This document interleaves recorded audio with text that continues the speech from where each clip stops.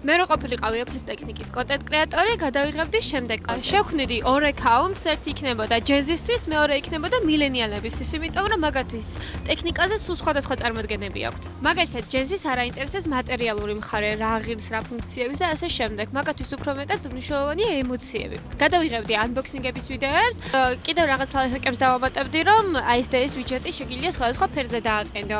ან მაგალითად ეს ყურსასმენი გვაქვს რამდენიმე ფერში და შენ ლუქებს ძალიან მოუხდება. ჯეზის არ აინტერესებს, რამდენად კარგად ისმის ხმა თუ ცუდად ისმის, მაგათვის მნიშვნელოვანია, რომ რამდენიმე ფერში არის. მილენიალებისთვის გადავიღებდი უფრო პრაქტიკულ ვიდეოებს, მაგალითად, როგორ გამაუმჯობესოთ ტელეფონის კამერა. ან შენ iPhone-ს ეს და ეს ფუნქციები ქონდა. ანუ გადავიღებდი ისეთ ხრიკებს, რომლებიც გააუმჯობესებს მაგათ მუშაობას. რადგან ლოკალურ მაღაზიაზე საუბრობთ, ჩემი მიზანი როგორც კონტენტ კრეატორის არა მარტო ტრენდული ვიდეოების გადაღება არის, არამედ ისეთი ვიდეოების, რომლებიც სანდოობას გაზრდის და ასევე გაყიდვებსაც. ამიტომ გავაზიარებდი უკავშირის ფოტოებს და ასევე შედარებას ფასის და ხარისხის.